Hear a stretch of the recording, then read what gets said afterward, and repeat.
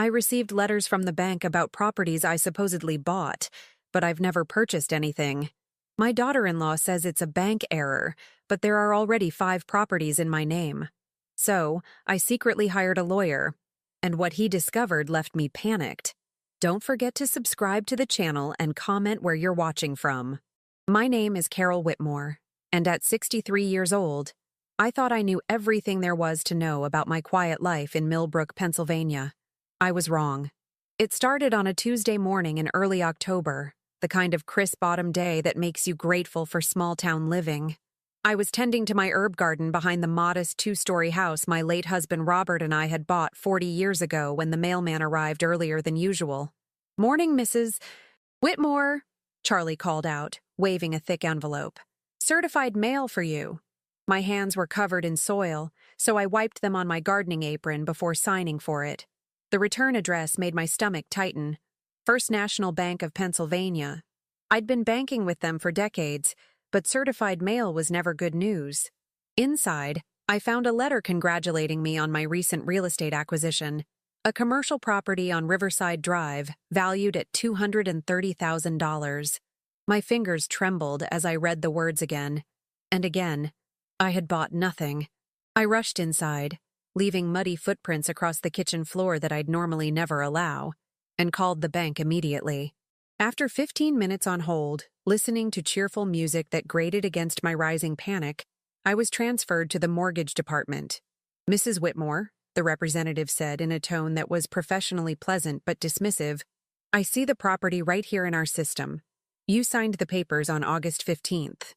"I did no such thing," I insisted, my voice sharper than intended.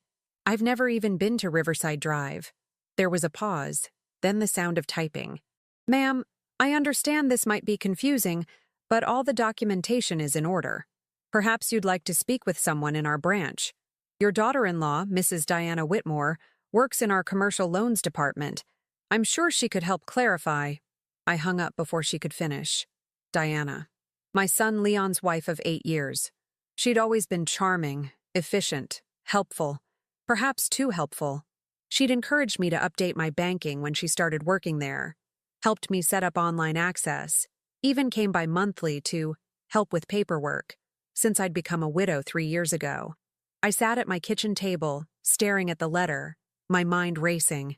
This had to be a mistake, a bureaucratic error. Banks made mistakes all the time, didn't they? But then I remembered the other letters. I rushed to my study, a small room off the living room where I kept my files organized in a way that would have made Robert proud. He'd been an accountant, and his meticulous habits had rubbed off on me over 4 decades of marriage. I pulled out the folder labeled Correspondence 2024. There they were, 4 other letters, spanning the last 6 months, each from the bank. I'd received the first one in April, shortly after Easter. At the time, Diana had stopped by for coffee and I'd mentioned it to her, confused about a property on Elm Street I supposedly owned. "Oh, Mom, Carol," she'd laughed, touching my hand in that gentle way she had. "The bank's been having computer issues all month. Just ignore it. I'll take care of it from the inside." I'd believed her. Why wouldn't I? She worked there. She knew these things. The second letter came in May, then June, then August. Each time, Diana had the same explanation. Glitches, system errors, nothing to worry about. She'd even taken the letters with her once, saying she'd file the corrections personally. Now, sitting with all 5 letters spread across my desk, I felt something cold settle in my chest. 5 properties, 5 different addresses scattered across the county. The total value, if these were real, exceeded $1 million. I didn't have that kind of money. I lived comfortably on Robert's pension and Social Security, but I certainly couldn't afford investment properties. And yet, according to First National Bank of Pennsylvania, I owned them all. My hands were shaking as I reached for my phone. I needed to call Leon, my only child. He'd know what to do. He'd always been sensible, a software engineer with a logical mind like his father. But before I could dial, I heard a car in the driveway. Through the study window, I watched Diana's silver Lexus pull up, and my daughter-in-law stepped out, perfectly dressed in a navy pantsuit, her blonde hair pulled back in an elegant bun. She was smiling, carrying what looked like a gift bag. I quickly gathered the letters and shoved them back in the folder, my heart pounding. Something, instinct perhaps, or the wisdom of years, told me not to show my hand. Not yet. "Mom, Carol!" Diana called out as she let herself in with the spare key I'd given her years ago. "I brought those apple turnovers you love from Hannah's bakery." I forced myself to walk calmly into the kitchen, wiping my palms on my pants. "Diana, what a lovely surprise." She set the bag on the counter and turned to me with that warm smile that had always seemed so genuine. "I was in the neighborhood and thought I'd check in. How are you feeling? You look a bit pale." "Just tired from gardening," I said, watching her carefully. Her eyes flickered to the mail pile on the counter. I'd left it there in my panic, and something crossed her face. Something quick, almost imperceptible. But I caught it. "Any interesting mail today?" she asked casually, already moving toward the pile. I intercepted her, my hand reaching the letters first. "Oh, just the usual. Bills, advertisements." I shuffled through them, keeping the certified envelope at the bottom. "Nothing important." Diana's smile never wavered, but her eyes hardened slightly. "You know, Mom, I've been thinking. All this paperwork and mail management must be exhausting for you. Why don't you let me help more?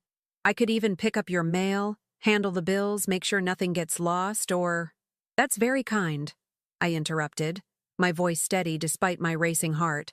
But I managed just fine. Robert taught me well. "Of course," she said quickly. Too quickly. "I just worry about you, that's all. Living alone in this big house, managing everything yourself." She trailed off, her gaze drifting around the kitchen as if appraising it. "You know Leon and I have been talking. Maybe it's time to consider downsizing. Something smaller, easier to maintain. Maybe even assisted living. I'm 63, Diana, not 93. She laughed, but it sounded forced. "Of course. I didn't mean it like that. I just mean, well, we worry. Leon worries. Especially with your recent confusion." "What confusion?" I asked sharply. "You know," she said, her tone taking on that patronizing gentleness people use with children or the elderly. "Calling the bank about properties you thought you didn't buy. The representative flagged it in our system. She was concerned about potential cognitive issues." My blood ran cold. They'd been discussing me at the bank, flagging my concerns as signs of mental decline. "I see," I said carefully.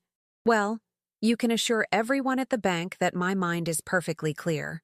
Diana reached out and squeezed my shoulder, her perfectly manicured nails pressing slightly too hard against my skin. "Of course it is. But you know how people talk, especially at your age. One confused phone call can start rumors." After she left, with promises to bring Leon by for dinner Sunday, I stood at the window and watched her car disappear down Maple Avenue. My reflection stared back at me from the glass. A woman with silver hair cut short for convenience, lines earned from years of laughter and grief, and eyes that had seen enough of life to recognize a threat when it appeared in designer clothing and friendly smiles. I returned to my study and reopened the folder. 5 properties, 5 forged signatures, because I knew with absolute certainty I'd never signed anything. Diana had access to my accounts, my personal information, my trust, and now she was suggesting assisted living, questioning my mental capacity, creating a narrative. I picked up my phone and searched for attorneys in the area. Not anyone local. Word traveled too fast in Millbrook. I needed someone from outside, someone Diana wouldn't know or anticipate. I found a law firm in Philadelphia, Rothstein and Associates, specializing in elder fraud and financial crimes. The website showed a woman about my age, Jennifer Rothstein, with intelligent eyes and an impressive list of credentials. My finger hovered over the call button. Once I made this call, there would be no going back. I'd be declaring war on my own family, admitting that I suspected my daughter-in-law, and possibly my son, of something terrible. But as I looked at those 5 letters, I thought about Robert and what he would say. He'd always told me that being kind didn't mean being stupid, and being polite didn't mean being a victim. I made the call. "Rothstein and Associates, how may I help you?" "My name is Carol Whitmore," I said, my voice steadier than I felt. and I need to speak with someone about identity theft, possibly fraud, and I need it to remain completely confidential. As I scheduled an appointment for Thursday morning, using the excuse of a doctor's visit if anyone asked, I noticed something I'd missed before. At the bottom of the latest bank letter, in small print, was a line about title insurance and beneficiary designations. I logged into my online banking, using the account Diana had helped me set up, and navigated to my documents. There, buried in folders I'd never created, I found something that made my blood run cold. New beneficiary forms, life insurance policy changes, even a power of attorney document I'd never seen before, dated 6 months ago, with my signature. A signature that looked right but felt wrong. And on every single document, listed as beneficiary or attorney in fact, was Diana Marie Whitmore. My phone buzzed with a text from Leon. Mom, Diana said you seemed confused today. Everything okay? We're worried about you. I stared at those words. We're worried about you. The same phrase Diana had used. They were coordinating, building a case, creating evidence of an elderly woman losing her grip on reality. I typed back, I'm fine, sweetheart, just tired.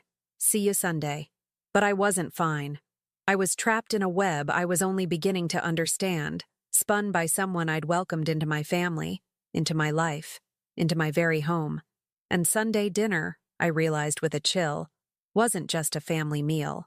It was probably another opportunity to document my supposed decline, to have witnesses to my confusion. I had 5 days to figure out what was happening and how deep this went. I sat across the dinner table from people who were either stealing my identity or thought I was losing my mind. As darkness fell over Millbrook, I sat in Robert's old leather chair, surrounded by documents I didn't sign and properties I didn't buy, and I understood something with perfect clarity. I was in danger. But they'd made one critical mistake. They'd underestimated me. Thursday morning arrived wrapped in fog, which felt appropriate for what I was about to do. I told Leon I had a routine checkup in Philadelphia, a lie that came more easily than I expected. Lying to my son should have felt worse, but the text messages from him over the past 2 days had been increasingly pointed.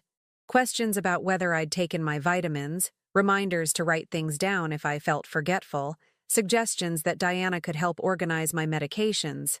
I didn't take any medications. I was healthier than most people half my age. The drive to Philadelphia took 90 minutes, and I spent every one of them rehearsing what I'd say to Jennifer Rothstein. How did you tell a stranger that your family might be systematically stealing your identity?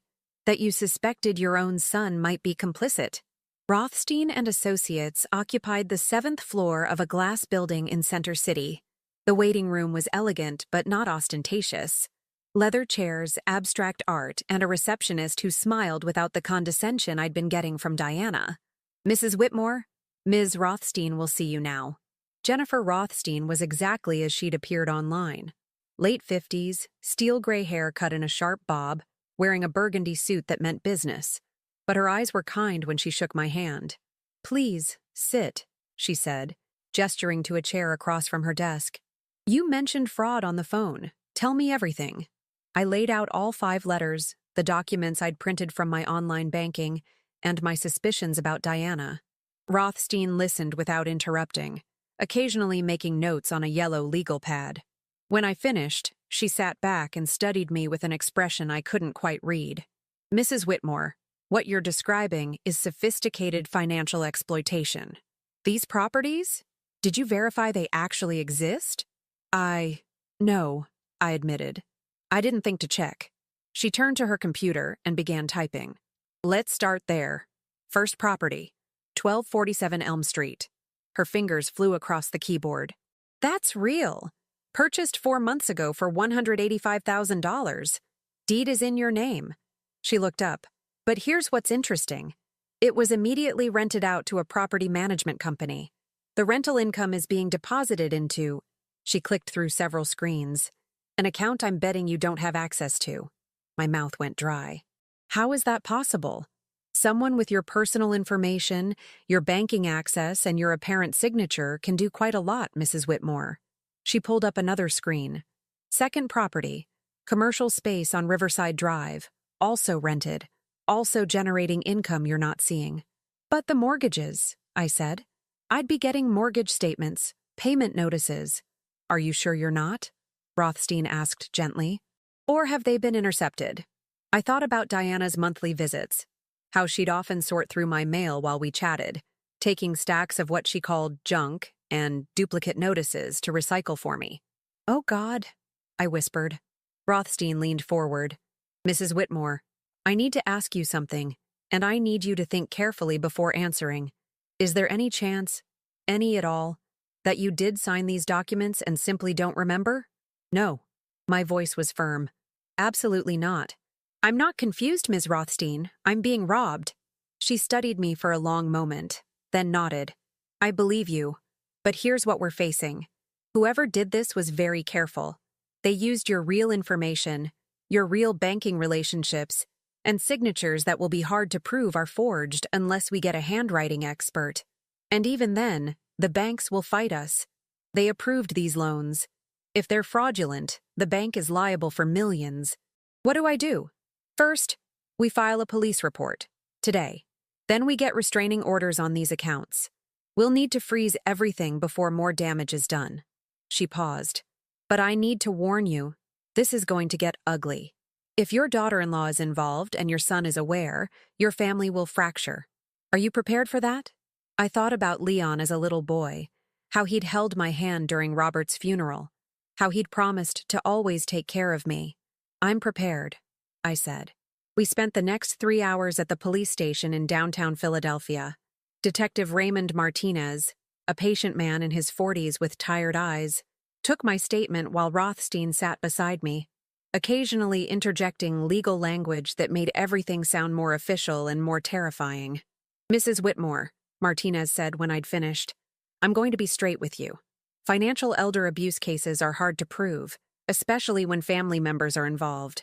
They'll claim you're confused, that you authorized everything, that you're misremembering. Do you have anyone who can testify to your mental acuity? My doctor, I said. I just had my annual physical last month. Dr. Sarah Kelly. She can confirm. Good. We'll need that. He exchanged a glance with Rothstein. But there's something else you should know. We can't just freeze accounts without evidence of imminent harm. And if we tip off your daughter-in-law too soon, she might destroy evidence or move assets. So what do you suggest? Rothstein asked. Martinez tapped his pen against his desk. We need more. Bank records showing where the rental income is going. Security footage from the bank showing who actually signed the documents. Maybe recordings or emails that prove intent. He looked at me. Do you have access to your daughter-in-law's personal computer or files? Detective, Rothstein said sharply. You're not suggesting. I'm suggesting Mrs. Whitmore protect herself within legal bounds, he interrupted. If Diana has been working from her home office, if she's left documents at Mrs. Whitmore's house, anything in plain view is fair game. The implication hung in the air. They wanted me to spy on Diana. There is one thing, I said slowly. Diana has been using my guest room as an office sometimes when she works from home. She says it's quieter than their apartment. She keeps some files there. Rothstein and Martinez exchanged another look. Those are in your home, Rothstein said carefully. You have every right to examine anything in your own home. When I returned to Millbrook late Thursday afternoon, I felt like I was seeing my house through different eyes. The guest room Diana used was on the second floor, across from my bedroom. I'd always respected her privacy, never going in there when she was working. That ended today. The room was neat, almost sterile. A laptop sat on the desk, locked, undoubtedly, but beside it was a leather portfolio. My hands trembled as I opened it. Inside were documents, dozens of them, property appraisals, mortgage applications, and there, my signature over and over on papers I'd never seen. But these weren't copies. These were originals, or at least they looked like originals. I photographed everything with my phone, hands shaking so badly the first few pictures came out blurred. I had to stop, breathe, and start again. Beneath the property documents, I found something else. A folder labeled EC Medical. EC, Carol Connolly Whitmore. Inside were printouts of articles about dementia, Alzheimer's, cognitive decline in elderly women. Several passages were highlighted. Early signs often dismissed as normal aging. Family members should document instances of confusion. Legal measures to protect vulnerable seniors. She was building a case, a narrative that I was mentally incompetent. But worse, beneath those articles were what looked like diary entries, handwritten on a legal pad in Diana's precise script. October 3rd. Carol called bank again about properties she didn't buy, becoming more paranoid. Leon agrees we need to document these episodes. October 7th. She forgot I was coming for coffee, seemed disoriented when I arrived, growing concerned about her living alone. Every word was a lie. She hadn't come for coffee on October 7th. I'd been expecting her. I hadn't forgotten anything. These were fabricated memories, false evidence of my decline. I photographed everything, my heart pounding so hard I could hear it in my ears. I was just putting the folder back when I heard it, the sound of a car in the driveway. I rushed to the window. Diana's Lexus. It was only 4:30. She never came by on Thursdays. This wasn't scheduled. I flew downstairs, barely managing to close the guest room door behind me before I heard her key in the lock. "Mom, Carol?" she called out, her voice bright but with an edge I'd never noticed before. "I came by to check on you. How was your doctor's appointment?" I met her in the kitchen, trying to control my breathing, praying my face didn't betray what I'd just discovered. "Fine," I said. "Just routine blood work." She studied me, her eyes scanning my face like she was looking for something. "You seem flushed. Are you feeling all right?" "Just came in from the garden. In October." She smiled, but it didn't reach her eyes. "Mom, it's almost dark out." I glanced at the kitchen clock. She was right. I'd lost track of time at the police station during the drive while photographing her files. "I meant earlier," I said quickly. "Before the appointment." She set her purse on the counter, the same counter where the certified mail had sat 2 days ago. "You know, I was thinking about Sunday dinner. Maybe we should cancel.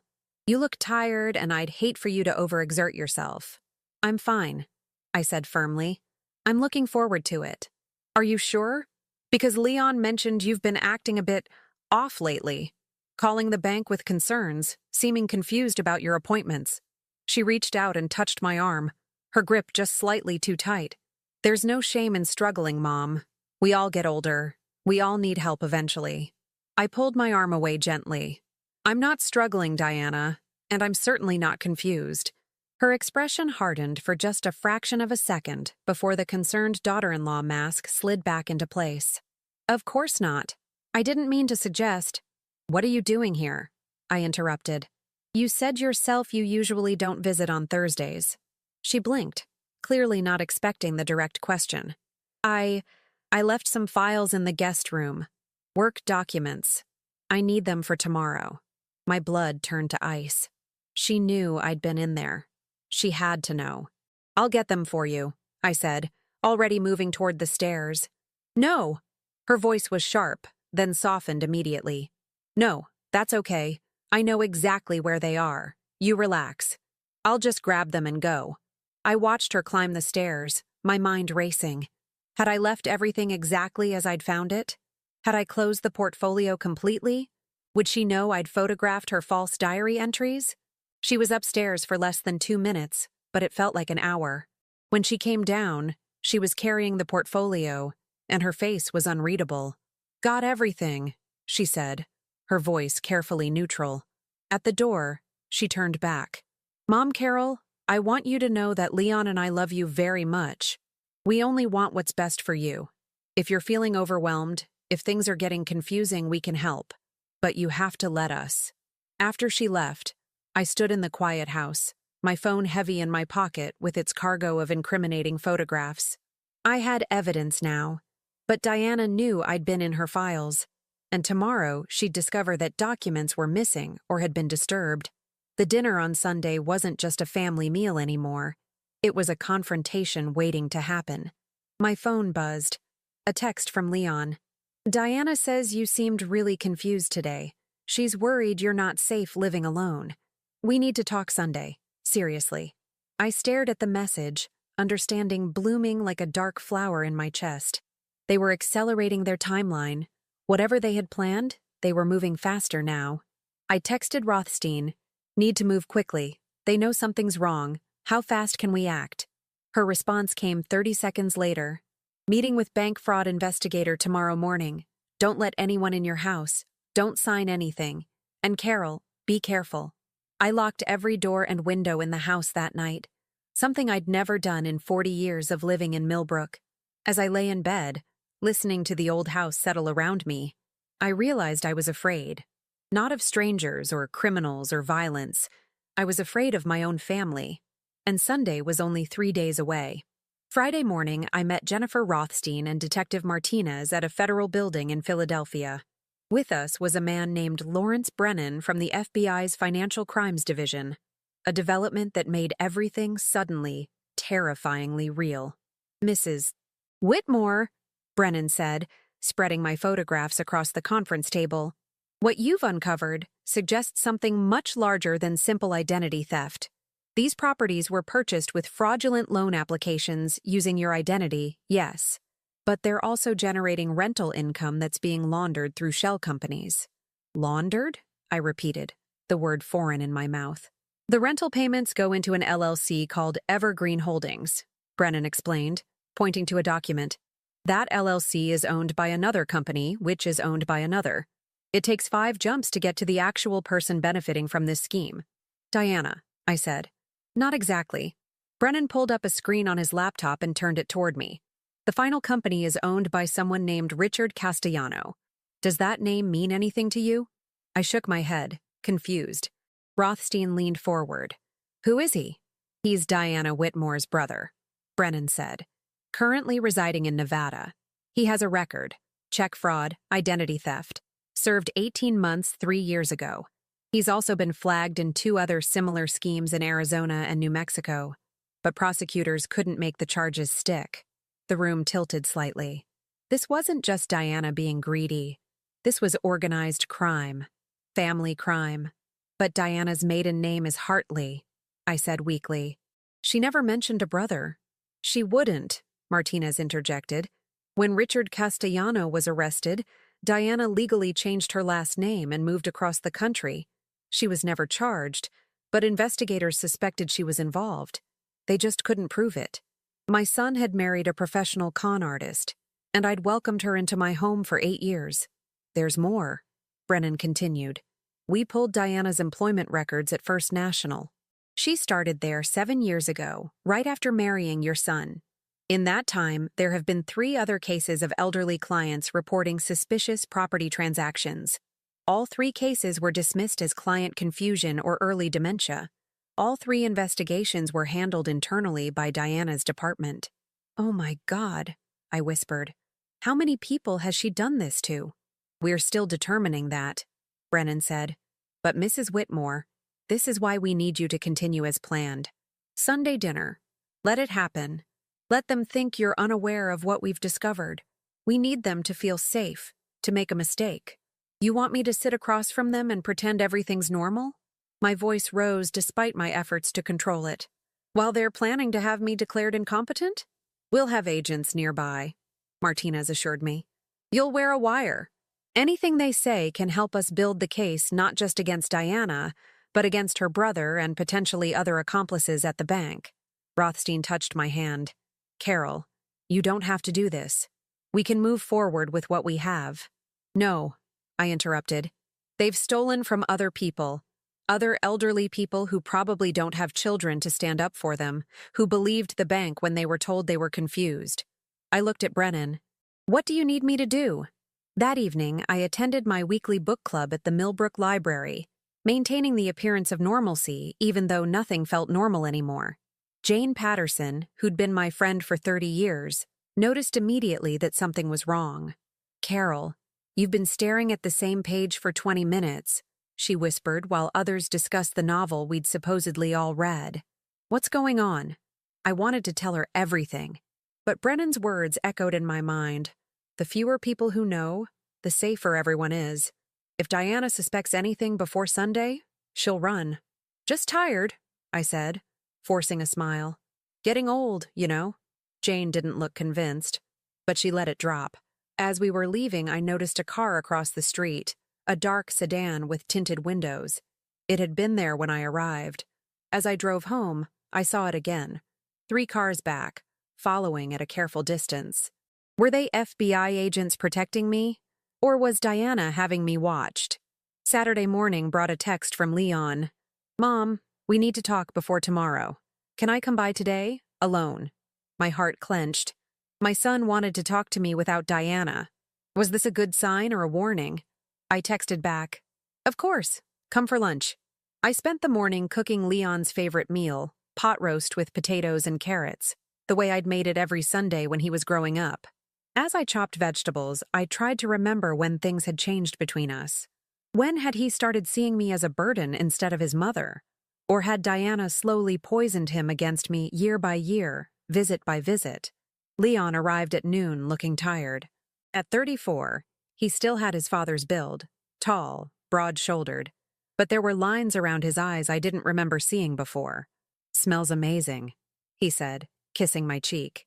But there was tension in his shoulders, and he wouldn't quite meet my eyes. We made small talk through lunch, dancing around whatever he'd really come to say. Finally, over coffee, he took a deep breath. "Mom, I need to ask you something, and I need you to be honest with me." "Always," I said, my heart pounding.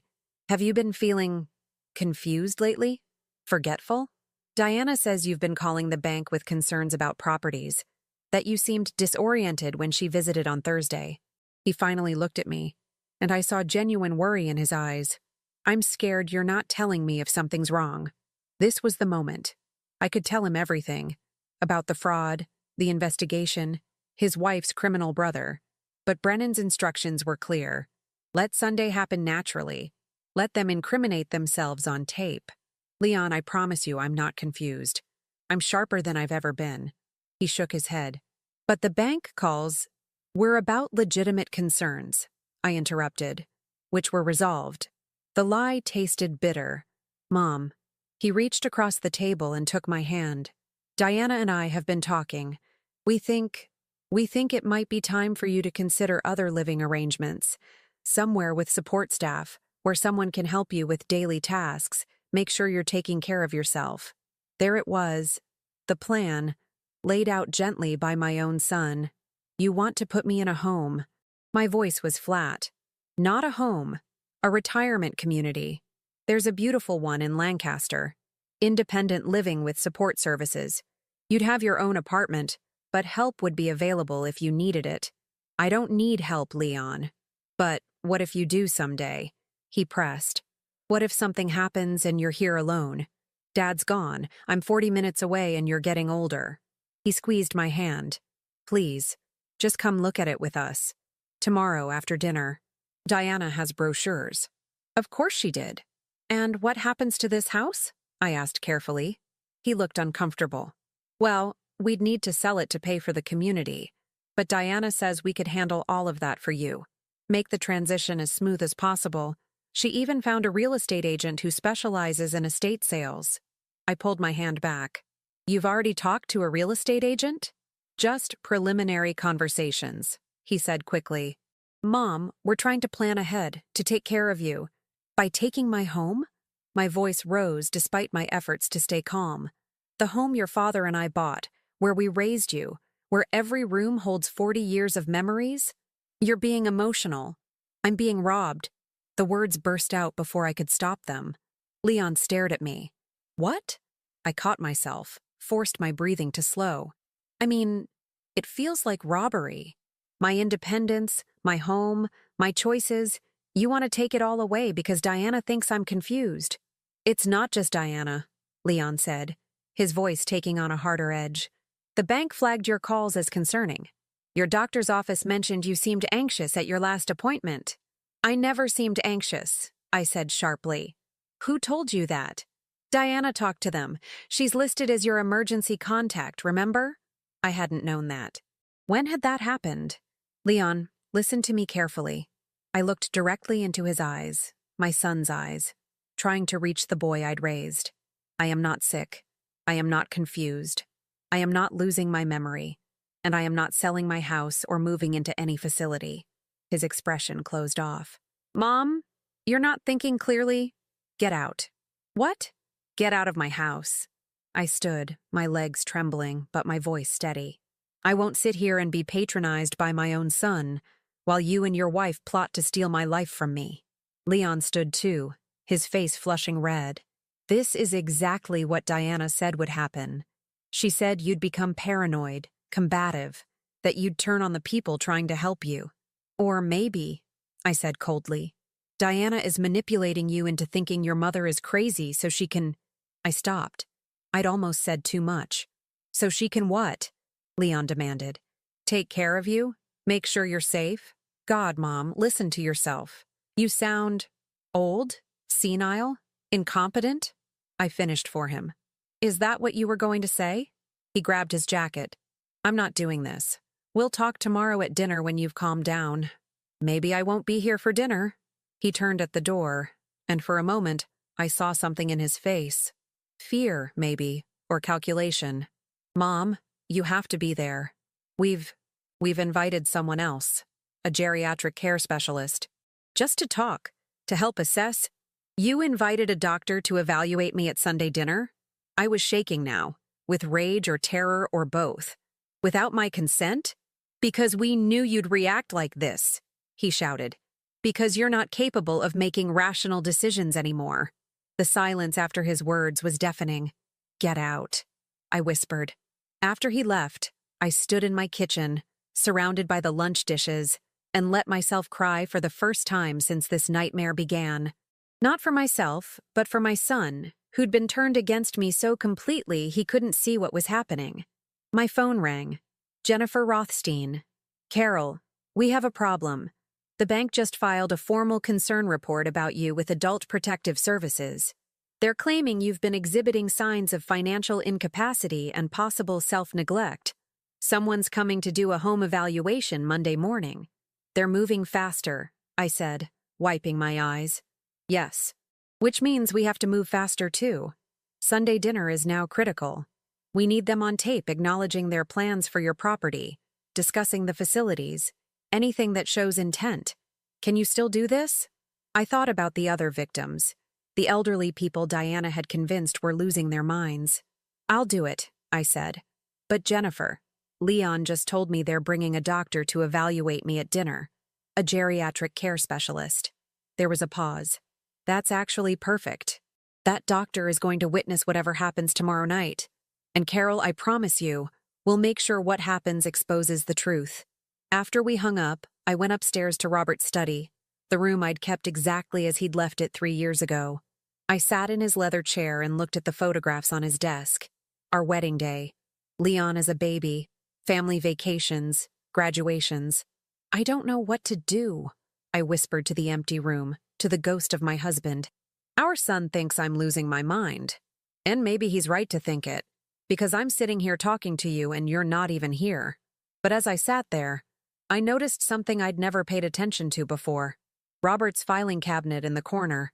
I'd locked it after he died, too painful to go through his old work papers. The key was in my jewelry box. Something made me get up and open it. Inside were files from his accounting work, tax returns, old client folders, and at the very back, a folder labeled Diana, background check. My hands froze.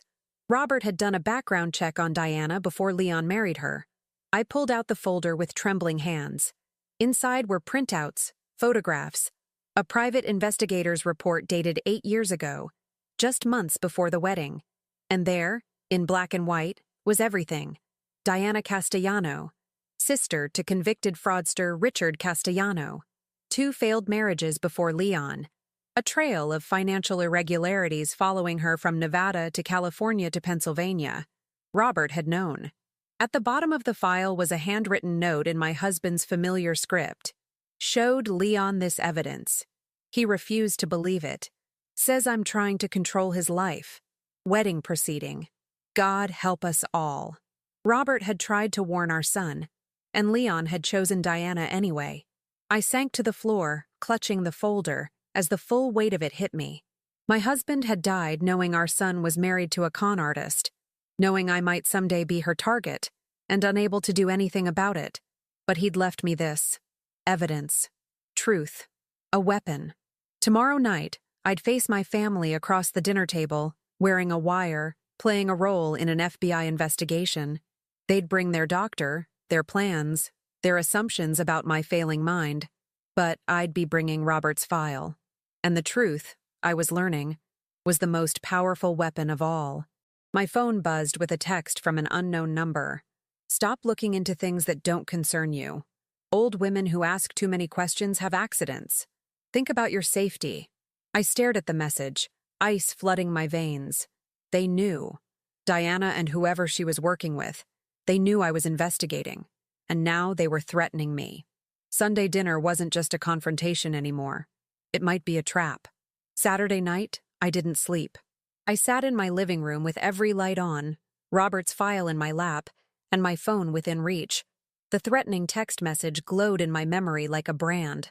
At 3 a.m., I heard something outside, a scraping sound near the back door. I crept to the kitchen window, my heart hammering, and peered out into the darkness. Nothing, just shadows and the wind moving through the trees. But when I checked the back door, I found scratches around the lock that hadn't been there before. Fresh scratches. Someone had tried to get in. I called Detective Martinez immediately. "Mrs. Whitmore, it's 3 in the morning," he answered, groggy but alert. "Someone tried to break in," I said, my voice steadier than I felt. "And I received a threatening text message." He was silent for a moment. "Forward me that text. I'm sending a patrol car to your house right now. And Carol, pack a bag. After tomorrow night, you're not staying there alone." The patrol car arrived 20 minutes later. 2 officers checked the perimeter, took photos of the scratches, and filed a report. But I could see it in their eyes. They thought I was a paranoid old woman, jumping at shadows. "Probably just a raccoon, ma'am," the younger officer said kindly. "They can make marks that look like tool scratches." After they left, I went upstairs and packed a small suitcase just in case. In it, I placed Robert's file, copies of all my documents, and the photographs I'd taken from Diana's portfolio. Everything I'd need to prove my case if something went wrong. Sunday morning arrived too quickly. I dressed carefully. A navy blue cardigan and slacks, simple pearl earrings Robert had given me for our 30th anniversary. I wanted to look competent, capable, undeniably sane. At 10 o'clock, Jennifer Rothstein arrived with FBI agent Brennan and a technician who fitted me with a wire so small I could barely feel it beneath my clothing. "This is voice-activated," the technician explained. "It'll record everything said in your dining room. We'll be in a van 2 blocks away, listening in real time. If anything goes wrong, we can be inside in less than 90 seconds. "Define wrong," I said. Brennan met my eyes. "If they threaten you directly, if they try to force you to sign documents, if at any point you feel unsafe, just say the word Robert, and we'll move in immediately. My husband's name is the panic word." Something about that felt right. Rothstein squeezed my hand. "Carol, you're incredibly brave. What you're doing tonight could help us shut down an operation that's been victimizing vulnerable people for years." "I'm not brave," I said quietly. "I'm angry. There's a difference." After they left, I spent the afternoon cooking. Roast chicken, mashed potatoes, green beans, apple pie, comfort food. The kind of meal that said family and home and everything is normal. My hands moved through familiar motions while my mind raced through possible scenarios. What if Leon was fully complicit? What if my son had knowingly helped Diana steal from me? What if the son I raised no longer existed? At 5 o'clock, the doorbell rang. I checked my appearance one final time in the hall mirror. Composed, calm, just a grandmother preparing Sunday dinner, and opened the door. Diana stood there with Leon, and behind them, a woman in her 50s carrying a leather briefcase. "Mom," Leon said with forced cheer, kissing my cheek. "This is Dr. Louise Caldwell. We told you she was coming, remember?" "Of course," I lied smoothly. "Please, come in." Dr. Caldwell had the assessing eyes of someone trained to spot cognitive decline. As I hung up coats, I could feel her watching how I moved, whether I fumbled with hangers, if I seemed confused about where things belonged. I executed every motion with deliberate precision.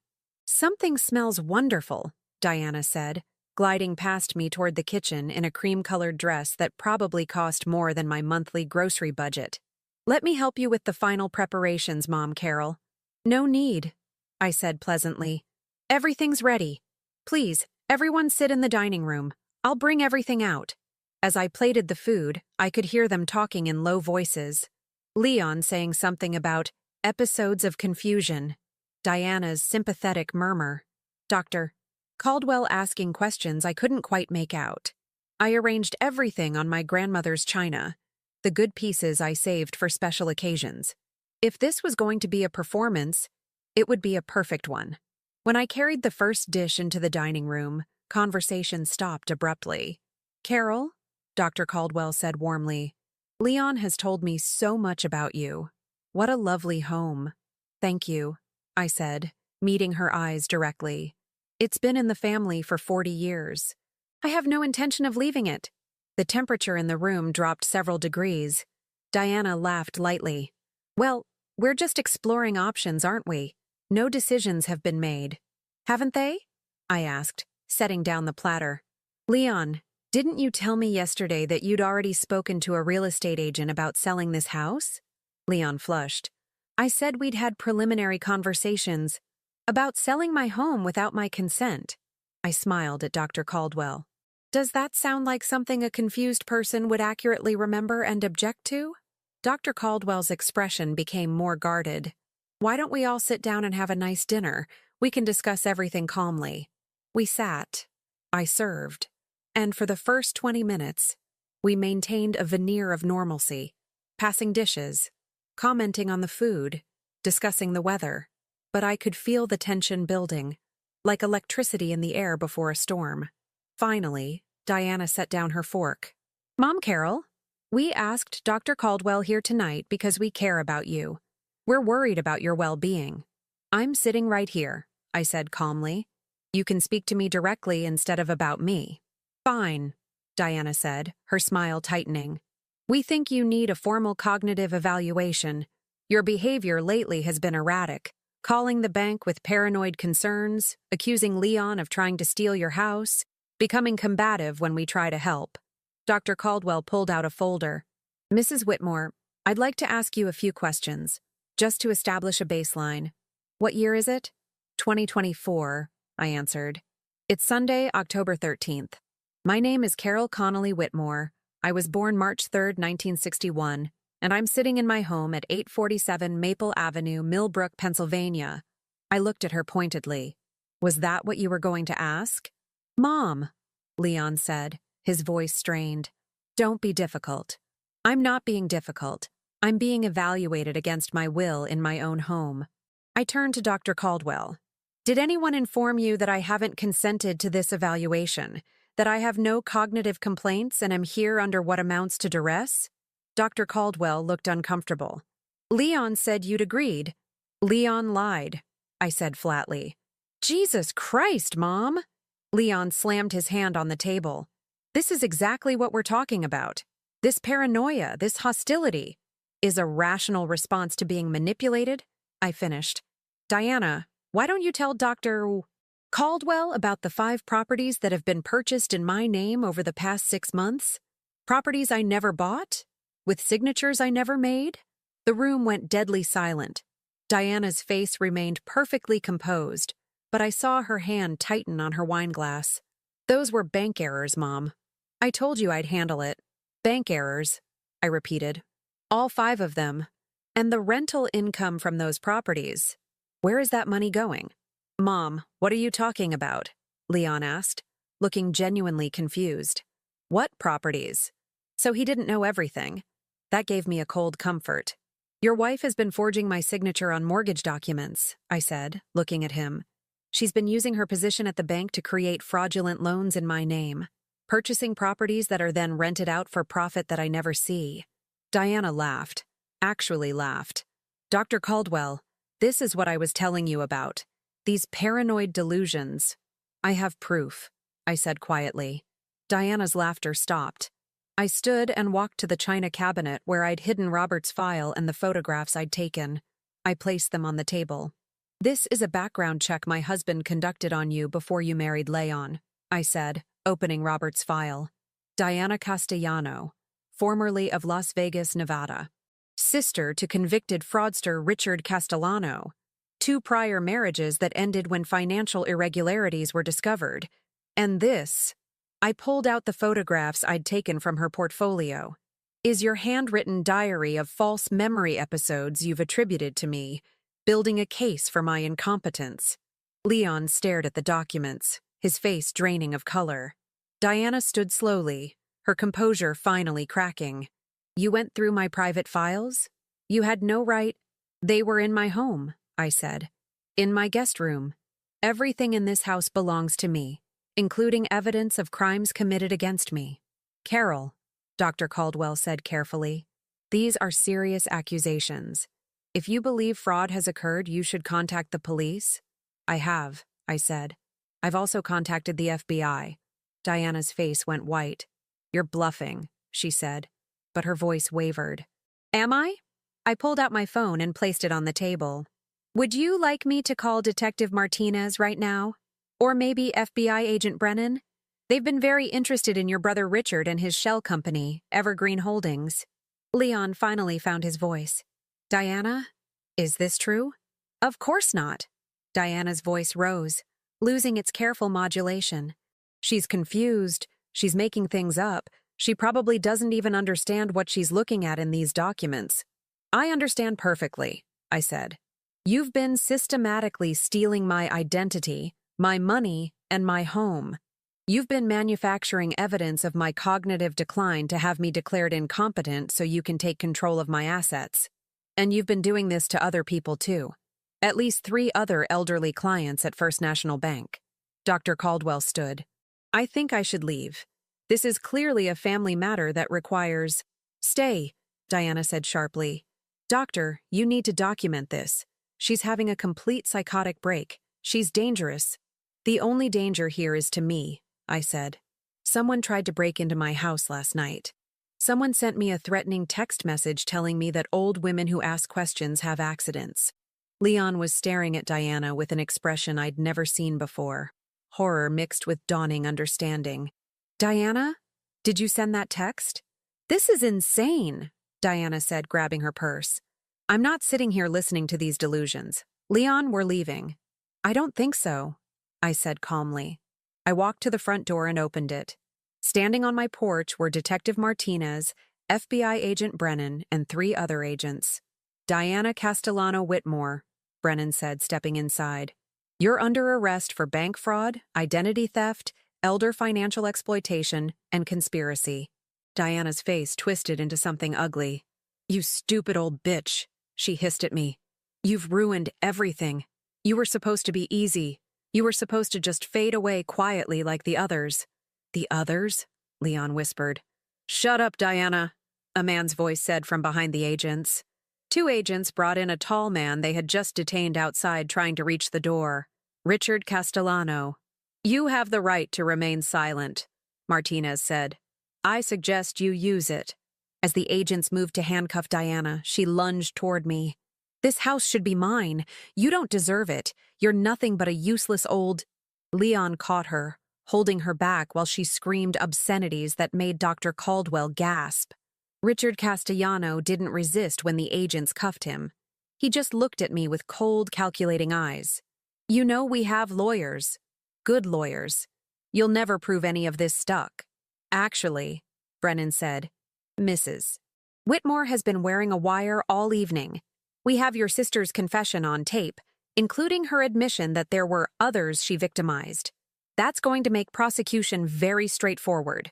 As they led Diana and Richard out, Diana twisted back to scream at Leon. You idiot! She's going to die alone in this house, and you'll get nothing. Nothing! Then they were gone, and my dining room was suddenly too quiet except for Leon's ragged breathing. He stood in the middle of the room, surrounded by the ruins of Sunday dinner, staring at nothing. Leon, I said softly. He looked at me, and I saw my little boy in his eyes, confused, hurt, lost. Dad tried to warn me. He whispered. Before the wedding. He showed me. He tried to tell me she was... And I said he was trying to control my life. I said, His voice broke. I said horrible things to him, and then he died. And I never apologized. I wanted to go to him, to hold him like I had when he was small and the world hurt too much. But there was still too much between us. Mom, I'm so sorry, he choked out. I thought you were. I believed her when she said you were declining. I was going to help her put you in a facility. I was going to sell your house. Tears streamed down his face. What kind of son does that? A manipulated one, I said quietly. She's a professional, Leon. This is what she does. But I should have known. I should have believed you instead of her. I should have trusted my own mother. Dr. Caldwell cleared her throat softly. I should go. But Mrs. Whitmore, for the record, you're one of the sharpest people I've ever met. Anyone who says otherwise is either lying or blind. After she left, Leon and I stood in the wreckage of our family dinner. Can you ever forgive me? He asked. I already have, I said. But Leon, we have a long road ahead. Trust isn't rebuilt overnight. He nodded, wiping his eyes. What happens now? Now? I looked around at my dining room, my home, the place I'd fought to keep.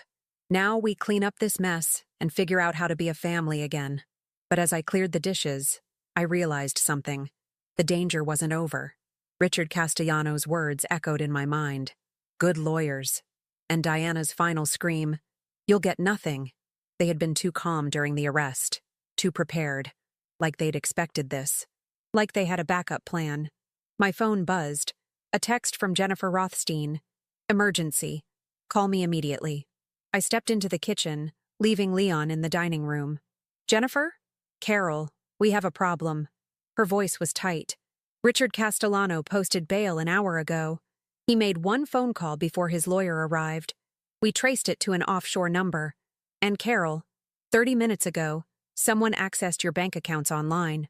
They've initiated wire transfers totaling everything you have. The room spun. How is that possible? I changed my passwords? Power of attorney, she said grimly. Diana filed a durable power of attorney 2 months ago. Even with her in custody, the document is still legally valid until a judge revokes it. And that can't happen until Monday morning at the earliest. So they're taking everything? We're trying to stop the transfers, but, Carol, you need to get out of that house. Now. Richard Castellano knows you're responsible for his sister's arrest, and men like him don't forgive. I looked through the doorway at Leon, sitting with his head in his hands. I'm not running from my own home, I said. Carol, but I'm not stupid either. Send protection. And Jennifer? Tomorrow morning I want to file a countersuit. Against Diana, Richard, the bank, and anyone else involved. I want everything. After I hung up, I returned to the dining room. Leon looked up. Mom, what's wrong? I took a deep breath. We need to talk about what happens next. And Leon, I need to know. Are you with me? Or are you going to run? He stood, his jaw set with a determination I recognized from his father. I'm with you, whatever it takes. Good, I said. Because this isn't over. They tried to destroy me. Now I'm going to destroy them. Outside, in the darkness beyond my windows, I could feel eyes watching. The real battle was just beginning. Monday morning arrived with unseasonable cold. I'd spent the night in my living room, unable to sleep in my bedroom knowing that Richard Castellano was out on bail. Leon had refused to leave, sleeping on the couch with his phone beside him like a weapon. At 6 a.m., 2 federal agents knocked on my door, my protection detail. They were polite but firm. I wasn't to leave the house without them, and no one was to enter without their clearance. At 9 o'clock, Jennifer Rothstein arrived with news. We managed to freeze most of the transfers, she said, spreading documents across my kitchen table while Leon made coffee with shaking hands. But, Carol, they got $43,000 before we could stop it. It's gone, bounced through 3 offshore accounts and vanished. $43,000. Years of careful saving, of Robert's pension, of living modestly and planning for a future I might not have anymore. There's more, Rothstein continued. The power of attorney Diana filed? It's airtight, notarized, witnessed, with your signature. I never signed? I know. But proving that will take time. We need a handwriting expert, court orders, depositions. During all of that, Diana technically still has legal authority over your affairs. Then we revoke it, Leon said, his voice hoarse from crying. Today. Now. Whatever it takes. We're filing an emergency motion at 10, Rothstein confirmed. But there's something else you both need to know. Diana posted bail an hour ago. The coffee mug slipped from Leon's hand, shattering on the floor. She's out? He whispered. How? Her brother put up his house as collateral. She's been fitted with an ankle monitor and is under house arrest at their apartment. But Rothstein looked at me with troubled eyes. Carol, she's been calling Leon non-stop since she got out, threatening to contest everything. She's hired Mitchell Grayson. I didn't know the name, but Leon did. His face went ashen. Grayson is the lawyer who got off that CEO who embezzled millions from his company, he explained. He destroys witnesses. He makes victims look like perpetrators. He looked at me with panic in his eyes. Mom, he'll tear you apart on the stand. He'll make you look confused, unreliable. Then he'll fail, I said calmly, because I'm neither of those things. But inside, I felt the fear creeping in. Diana wasn't acting like someone facing decades in prison. She was acting like someone who believed she could still win. At 10:30, we sat in Judge Margaret Kelly's courtroom for the emergency hearing. Diana was there via video link, looking composed and professional in a navy blazer, her lawyer beside her exuding expensive confidence. Mitchell Grayson was exactly as I'd imagined, silver-haired, sharp-featured, with eyes like a shark.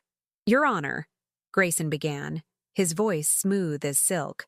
My client is the victim of a tragic misunderstanding. Mrs. Carol Whitmore is suffering from early-stage dementia, as documented by multiple concerning incidents over the past 6 months. The power of attorney was executed during a lucid period, with Mrs. Whitmore's full understanding and consent. My client has only ever acted in her mother-in-law's best interests. That's a lie. Leon stood up, and Rothstein had to pull him back down. Judge Kelly, a woman in her 60s with no-nonsense eyes, looked unimpressed. Mr. Grayson, your client has been arrested for elder fraud.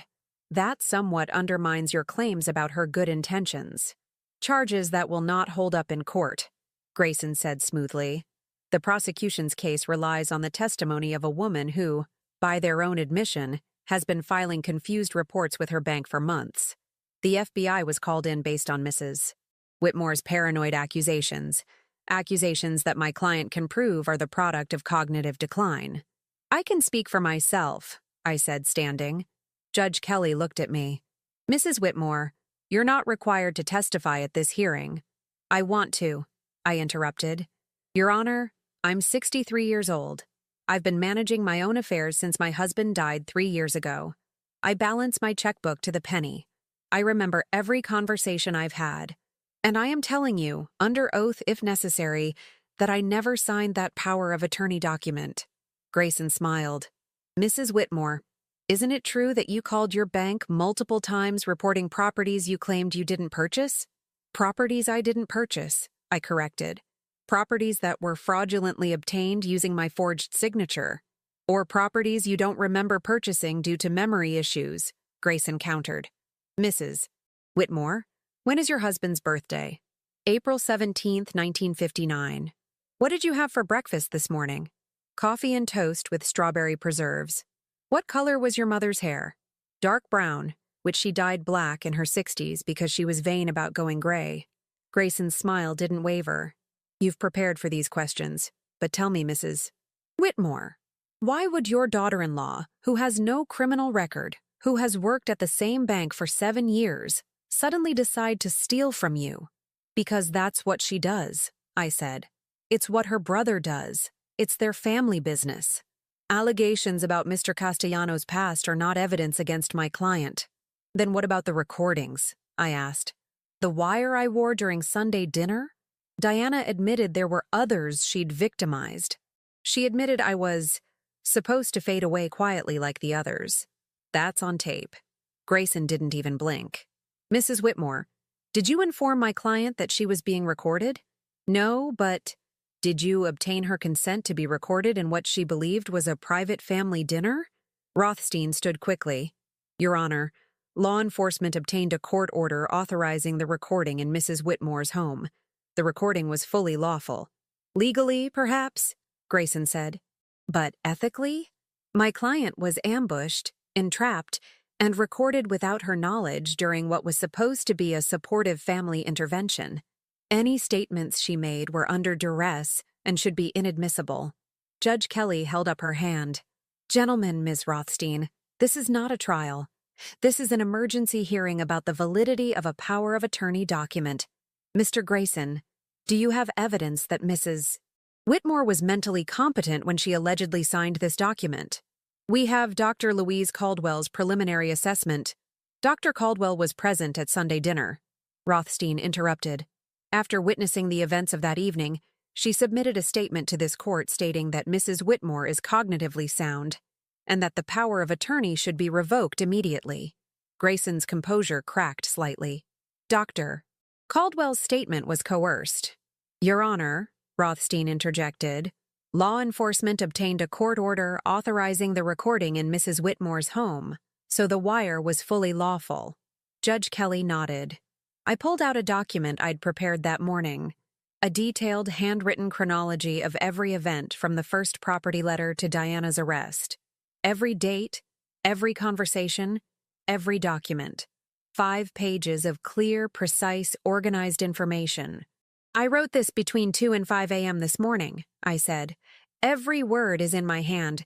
Every fact is verifiable. Does this look like the work of someone with dementia? Judge Kelly took the document and read it carefully. The courtroom was silent except for the hum of the video link and Diana's shallow breathing from the screen. Finally, the judge looked up. Mrs. Whitmore, this is remarkably detailed. My husband was an accountant, I said. He taught me that records are power. I've kept detailed records of my entire adult life. I can show you my daily planners going back 40 years. I can produce receipts, calendars, journals. Every single one proves that my mind is sound. Your Honor, Grayson said desperately, this obsessive record-keeping could itself be a symptom of what? Judge Kelly asked coldly. Being organized? Being prepared?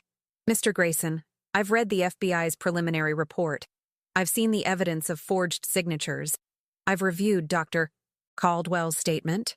And now I've listened to Mrs. Whitmore speak with more clarity than half the attorneys who appear in my courtroom. She made a note on her papers. The emergency motion is granted.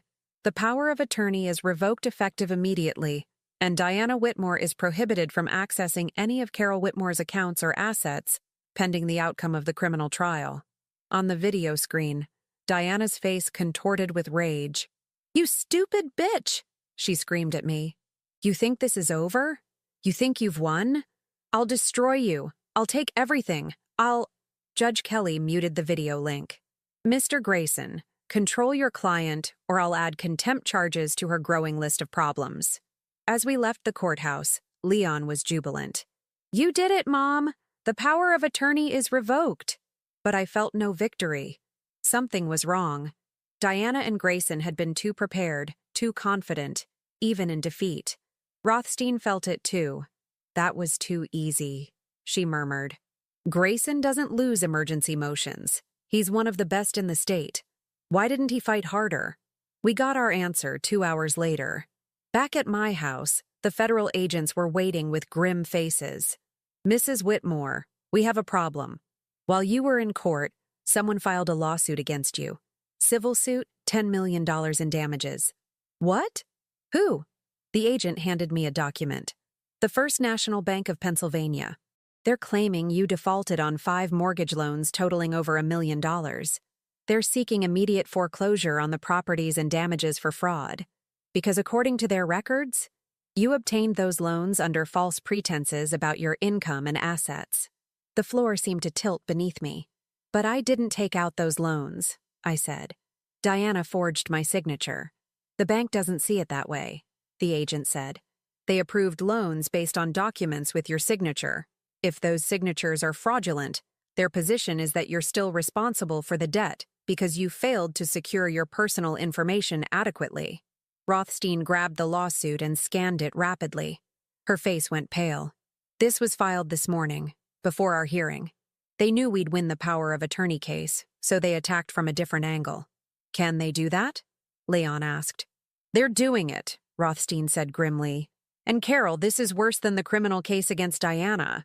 This is a civil suit from a major financial institution with unlimited resources. If they win, they can seize everything you own to cover the debt. Including this house, I whispered. My phone rang. Unknown number.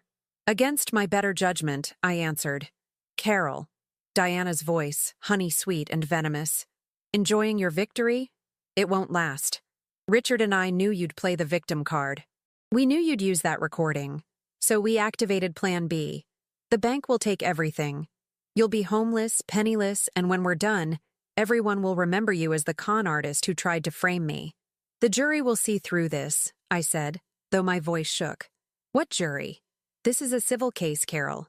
It's just you against the bank's army of lawyers. How much can you afford to spend on legal fees? $50,000? $100,000? Because this case will cost twice that, and Mitchell Grayson works on contingency. We can bleed you dry and not spend a penny. You're going to prison, I said.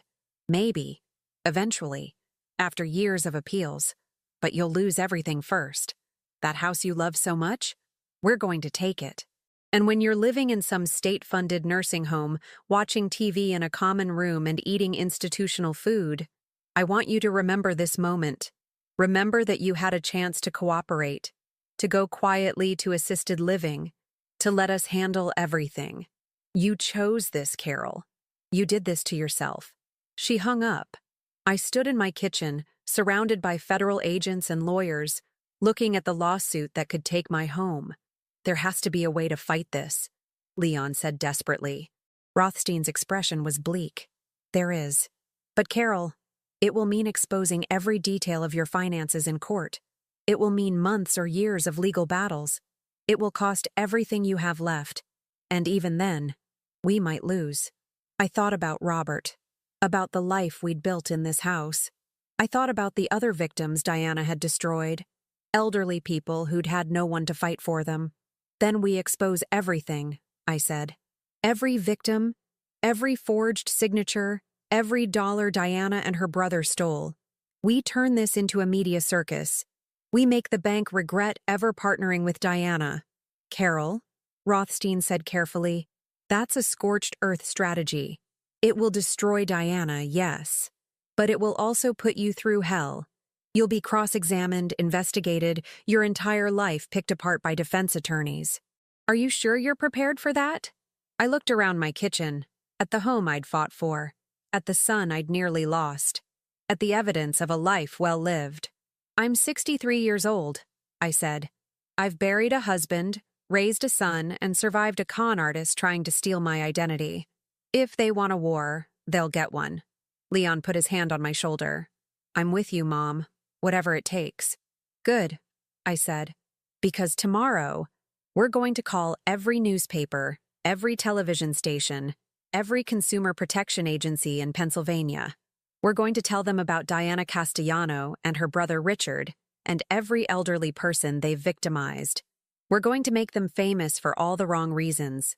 Rothstein smiled slowly. You know what? That might actually work.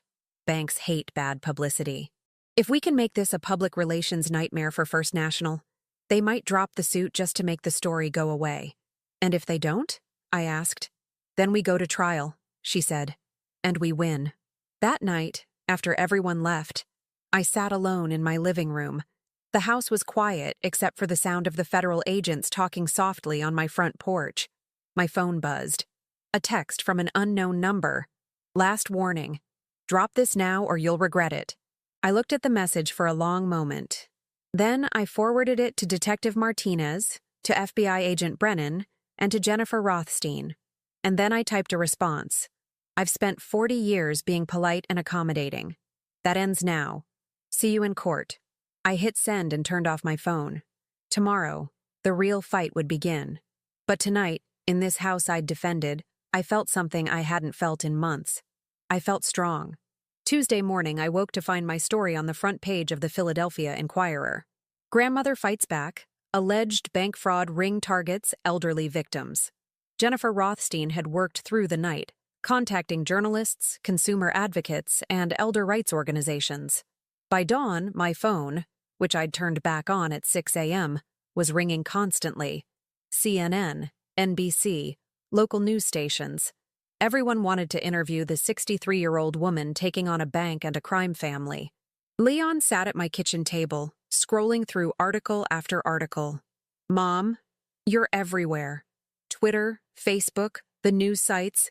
People are calling you a hero." "I'm not a hero," I said, pouring coffee. "I'm just someone who refused to be a victim." The federal agents on my porch had been joined by news vans on my street. Millbrook had never seen anything like it. My neighbors, people I'd known for decades, were being interviewed about the brave woman who exposed a fraud ring. At 9 a.m., my phone rang with a number I recognized. First National Bank of Pennsylvania. "Mrs. Whitmore?" The voice was nervous, professional, desperate. "This is Gerald Hutchins, Senior Vice President of First National. I was hoping we could speak privately about the pending litigation." "I have nothing to say to you," I said coldly. "Talk to my lawyer. Please, Mrs. Whitmore. Just 5 minutes. We've been reviewing your case, and we believe there may have been misunderstandings that we can resolve without further legal action." I put him on speaker so Rothstein, who'd arrived minutes earlier, could hear. "What kind of misunderstandings?" I asked. Hutchins cleared his throat. "Our board has reviewed the evidence you've provided to law enforcement. We believe it's possible that Mrs. Diana Whitmore may have exceeded her authority as a bank employee and may have manipulated certain documents without proper oversight." "You mean she committed fraud?" I said flatly. "Using your bank's systems and your approval process. We're prepared to forgive the outstanding mortgage debt on all 5 properties," Hutchins said quickly. "We'll transfer the deeds to you free and clear, and we'll drop the civil suit entirely. In exchange, we'd ask that you sign a confidentiality agreement regarding First National's role in this matter." Rothstein shook her head vigorously and mouthed, "No, Mr. Hutchins," I said. "Are you asking me to cover up your bank's negligence in exchange for not stealing my house?" Silence. "Because that's what it sounds like," I continued. "You want me to be quiet while you pretend none of this happened. What about the other victims? The 3 elderly clients Diana defrauded before me? Do they get their money back too? Or just me because I made you look bad on the news?" "Mrs. Whitmore, we're trying to do the right thing." "No, you're trying to protect your reputation. Here's my counteroffer. You drop the lawsuit, transfer the properties to me, return every penny Diana stole from me and her other victims, and you cooperate fully with the FBI investigation into how your oversight allowed this to happen for 7 years. And there will be no confidentiality agreement. I'll tell this story to anyone who asks, because other banks need to know how predators like Diana operate. We can't agree to those terms. Then I'll see you in court, Mr. Hutchins. And every day of that trial, I'll be outside giving interviews about how First National Bank enables elder abuse." I hung up. Leon stared at me. "Mom, they were offering you everything. The house, the properties. They were offering hush money," I corrected. "And they were letting Diana's other victims twist in the wind. That's not justice, Leon. That's just making my problem go away." Rothstein was grinning. "You know they'll call back within an hour with better terms." She was right. 47 minutes later, Hutchins called again. "Mrs. Whitmore, our board has authorized me to extend the restitution offer to all identified victims of Mrs. Whitmore's schemes. We're also establishing an independent review of our internal processes. Will you meet with us to discuss terms?" "I'll meet with you," I said, "but no confidentiality agreement. And Mr. Hutchins, I want Diana's employment records. Every client she handled, every transaction she processed, because I think when we dig deep enough, we're going to find more than 3 other victims." The meeting was set for Thursday afternoon. In the meantime, the media storm intensified. Wednesday morning, I gave my first television interview to a local news anchor named Sarah Kelly, no relation to my doctor, but coincidentally around the same age as me. "Mrs. Whitmore," she asked, sitting across from me in my living room, "what would you say to other elderly people who might be experiencing financial exploitation?" I looked directly into the camera. I'd say that being old doesn't mean being powerless. Keep records, trust your instincts, and never let anyone, family, professionals, anyone, make you feel crazy for asking questions. If something feels wrong, it probably is. Your daughter-in-law's attorney has suggested that you may be suffering from cognitive issues, Sarah said carefully. How do you respond to that? I respond by pointing out that I'm sitting here giving coherent interviews while his client is under house arrest facing federal charges, I said. Age discrimination is real, and con artists use it as a weapon. They assume elderly people can be gaslit into doubting themselves. I'm proof that assumption is wrong. The interview aired that evening and went viral. By Thursday morning, I'd received over 3,000 emails from people sharing their own stories of financial exploitation. Elderly parents whose children had stolen from them. Widows whose financial advisors had manipulated them. The stories were heartbreaking, and they were everywhere. Thursday afternoon, Leon drove me to Philadelphia for the meeting with First National's board. The federal agents followed in a separate car. They weren't taking chances with Richard Castellano still out on bail. The bank's headquarters was a gleaming tower of glass and steel. We were escorted to a conference room on the top floor where 8 board members sat waiting, along with 3 attorneys and Gerald Hutchins. I'd dressed carefully for this meeting. A burgundy suit that Robert had always said made me look formidable. Pearls, sensible heels. I wanted them to see exactly who they were dealing with. Mrs. Whitmore, Hutchins began. Thank you for coming. We've prepared a settlement offer that we believe addresses all your concerns. He slid a document across the table. Rothstein reviewed it while I waited, my hands folded calmly in my lap. They're offering full restitution for you and 4 other identified victims, Rothstein said. Transfer of all 5 properties to you, unencumbered. Dismissal of the lawsuit with prejudice, and, she looked up, surprised, a public apology and acknowledgement of their failures in oversight. What about the confidentiality agreement? I asked. Removed, Hutchins said. You're free to discuss this matter publicly. We're also establishing a $10 million fund for elder financial protection education and victim support. It was more than I'd expected. Much more. What about Diana's employment records? I asked. One of the attorneys spoke up. We've turned over 7 years of records to the FBI. Preliminary review suggests 12 additional potential victims. We're contacting all of them to offer restitution. 12 people. 12 elderly victims who'd been told they were confused, paranoid, declining. My hands trembled with rage. Why? I asked quietly. How did she get away with this for 7 years? The board members exchanged uncomfortable glances. Finally, a woman at the end of the table spoke. Margaret Winters, according to her nameplate. She looked about my age, with silver hair and tired eyes. Because we didn't look, she said bluntly. Diana Whitmore was charming, efficient, and she targeted clients who wouldn't be believed if they complained. Elderly clients, especially women, especially those recently widowed. She exploited every stereotype about aging and cognitive decline. And her voice broke slightly. We made it easy for her. We dismissed complaints. We sided with our employee over our clients. We failed in every possible way. The room was silent. I pushed for this settlement, Margaret continued, looking directly at me. Not to protect the bank, but because you deserve it. All of Diana's victims deserve it. And I'm ashamed it took a media firestorm to make us do the right thing. I studied her face and saw genuine remorse. I'll sign the settlement, I said. On one condition.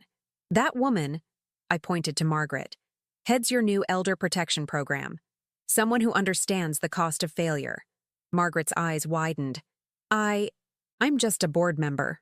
You're someone who's willing to tell the truth, I said. That's more valuable than any expertise. Hutchins looked at Margaret, then at me. We can arrange that. I signed the settlement. As we left the building, Leon was jubilant. Mom, you did it. The house is safe. You're getting your money back. Diana's other victims will be compensated. Diana's still out on bail, I interrupted. Richard is still free. Until they're behind bars, this isn't over. But I was wrong about the timeline. We arrived home to find Detective Martinez and Agent Brennan waiting on my porch. Mrs. Whitmore, Brennan said, I wanted to tell you in person. About an hour ago, Richard Castellano was arrested trying to board a plane to Mexico with fake identification, and Diana violated her house arrest to help him. They're both in federal custody now, and this time, there's no bail. I sat down heavily on my porch steps, suddenly exhausted. It was really over. There's more, Martinez said gently. Because of the media attention and the evidence you helped us gather, the FBI has opened investigations in 3 other states where Richard and Diana may have operated. You may have saved dozens of people from becoming victims. That evening, after everyone left, I sat in Robert's study with a glass of wine and looked at his photograph. I did it, I whispered. I fought back. Just like you taught me. Leon appeared in the doorway. Mom, are you okay? I'm tired, I admitted. But yes, I'm okay. He sat down across from me, and for a long moment, we just looked at each other. I have so much to apologize for, he finally said. The things I said. The way I doubted you. Leon, I interrupted gently. Diana was a professional manipulator. She fooled everyone. The bank, the police who dismissed earlier complaints. Even your father tried to warn you and couldn't make you see. You're not responsible for her crimes. But I should have believed my own mother. You were in love, I said. Love makes us blind sometimes. What matters is that when it counted, when I really needed you, you chose me. Tears streamed down his face. I'll spend the rest of my life making this up to you. You don't have to make anything up, I said. But maybe you could visit more often. And Leon? No more secrets between us. Ever. No more secrets, he promised.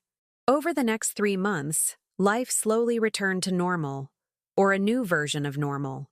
The media attention faded. The federal trial date was set for the following spring. Diana and Richard remained in custody, their bail denied after the flight attempt. I received letters from 4 of Diana's other victims. Elderly women who'd been told they were losing their minds, who'd nearly lost everything. They thanked me for fighting back, for proving that they weren't crazy. One letter particularly touched me. It was from a woman named Margaret Kelly. Yes, another Kelly, apparently a popular name, who was 81 years old. I thought I was going insane, she wrote. Diana convinced me I had Alzheimer's. She had me so confused I was ready to sign over everything to her for safekeeping. Then I saw your interview on the news and realized I wasn't sick. I was being robbed. Thank you for being brave enough to fight. You saved my life. I put that letter in Robert's study, next to his photograph.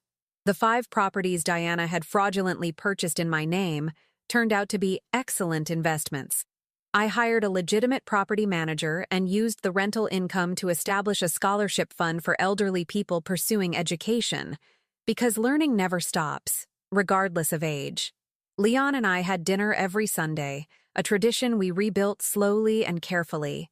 We talked about his father, about Diana's manipulation, about the future. The trust was returning, brick by brick. One Sunday in late December, as snow fell softly outside my windows, Leon brought someone new to dinner, a woman named Lisa, a teacher with a kind smile and no criminal record, which we'd checked thoroughly. Mom, Leon said nervously, I know it's soon, but I wanted you to meet Lisa. We've been dating for 2 months, and she's not Diana. She's nothing like Diana. I looked at this young woman, saw the honesty in her eyes, and smiled. Then, welcome to our family, I said. But fair warning, I do background checks now. Lisa laughed. Leon warned me. I brought references. As we sat around the table, sharing a meal in the home I'd fought to keep, I realized something profound. I'd spent so much of my life being accommodating, being nice, avoiding conflict. I'd thought that was what it meant to be a good woman, a good mother, a good person. But sometimes the kindest thing you can do is refuse to be a victim. Sometimes strength looks like an elderly woman standing up to con artists and banks and her own family's doubts. Being 63 didn't make me weak. It made me wise. And that wisdom, earned through decades of life and love and loss, was more powerful than any con, any manipulation, any attempt to make me doubt myself. I'd saved my home, my independence, and my dignity. But more than that, I'd saved myself. That night, alone in my house, free and clear and mine, I stood at the window and looked out at Millbrook covered in fresh snow. The same town I'd lived in for 40 years, but I saw it differently now. I saw it as someone who'd fought and won. Somewhere in a federal prison, Diana was probably plotting her defense, convinced she could still talk her way out of consequences. And maybe part of me should have felt sorry for her, a woman so broken that she could only see elderly people as marks to be exploited. But I didn't feel sorry. I felt victorious. My phone buzzed with a text from Jennifer Rothstein. Trial date confirmed for March 15th. Are you ready? I typed back. I was born ready. See you in court. As I climbed the stairs to bed, I passed Robert's photograph in the hallway and touched the frame gently. Thank you for teaching me to keep records, I whispered. Thank you for trying to protect us. And thank you for choosing a woman strong enough to finish what you started. I slept deeply that night, in my own bed, in my own house, surrounded by 40 years of memories and the quiet certainty that I would never again let anyone make me feel powerless. Age, I'd learned, wasn't a weakness. It was a weapon, and I'd learned exactly how to use it. Now tell me, what would you have done if you were in my place? Let me know in the comments. Thank you for watching, and don't forget to check out the video on your screen right now. I'm sure it will surprise you.